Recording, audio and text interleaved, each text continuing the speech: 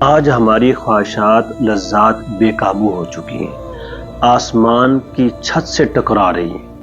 ہر آدمی چاند پر رہنے کی سوچ رہا ہے، زمین پر رہنے کے لیے کوئی آدمی تیار نہیں۔ ہم اوپر کی دنیا کو دیکھتے ہیں کہ ایک انسان دنیا کے قیمتی جہازوں میں ملکوں کا سفر کرتا ہے، کبھی امریکہ، فرانس، اٹلی، قطر، کینیڈا، دبئی، جہاں جاتا ہے کیمروں کے فلش، تالیوں کی گونج، گلدستے، خوشبوئیں، عالمی شہرت یافتہ کہ اس کو ایوارڈ دیے جاتے ہیں۔ دنیا کے وزراء امراء اس کی جیب میں، دنیا کی سپر سٹار عورتیں وہ اس کے اگل بغل میں۔ ہم یہ سوچتے ہیں کاش مجھے بھی اتنی شہرت ملتی، کاش مجھے بھی اتنی مقبولیت ملتی۔ اس شہرت کو حاصل کرنے کے لیے ہم نے قبر کو، حشر کو، ماں باپ کو، یہاں تک کہ اپنے دین ایمان کو، اپنی عزت کو داؤ پر لگا دیا۔ اگر دیکھا جائے تو ان لوگوں کی زندگی اتنی ویران ہے، اندھیرا ہے کہ آپ سوچ نہیں سکتے۔ یہ صرف پردے کے پیچھے جو حقیقت ہے میں وہ بیان کر رہا ہوں۔ مظاہر ان کے پاس دنیا کی چمک دمک ہے، حقیقت میں اگر آپ ان کی سنیں نا تو آپ اپنے غم بھول جائیں۔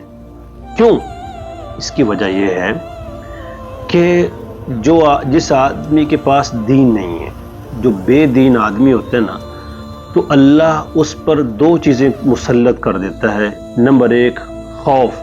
جب خوف آتا ہے تو غم خود بخود آ جاتا ہے۔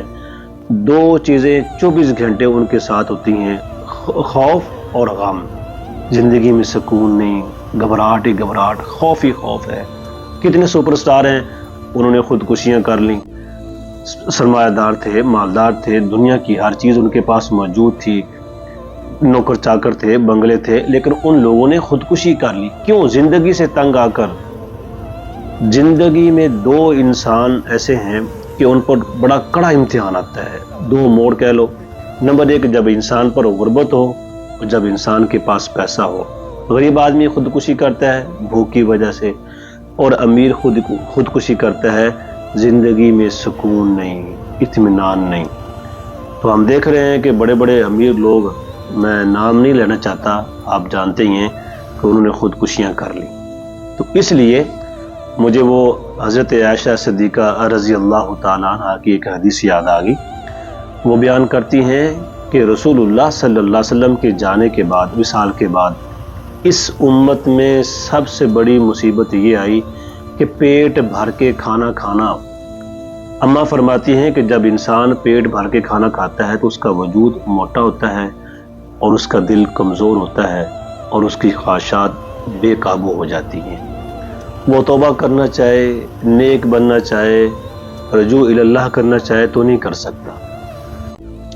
چار چیزوں کی ہم محنت کر رہے ہیں اس وقت، چار چیزوں میں ہم لگے ہوئے ہیں۔ نمبر ایک، خوبصورت لڑکی، عورت کی محنت میں کہ کسی طرح مجھے دنیا کی خوبصورت حسین لڑکی مل جائے۔ نمبر دو، پیسہ۔ نمبر تین، پیٹ۔ اور نمبر چار، سواری رہائش۔ تو میرے بھائیوں، مال سے کٹ کے اعمال میں لگ جاؤ۔ اللہ کی ذات سے ہونے کا یقین، حضور صلی اللہ علیہ وسلم کے طریقے پر چلیں گے، اللہ ہماری دنیا بھی چمکائے گا، اللہ ہماری آخرت بھی چمکائے گا۔ دیکھو نا، اللہ نے اگر آپ کو دنیا دی ہے اور اس کے ساتھ دین بھی دیا ہے تو آپ خوش قسمت انسان ہے۔ تو اس لیے اللہ کی طرف لوٹ آؤ، توبہ کر لو۔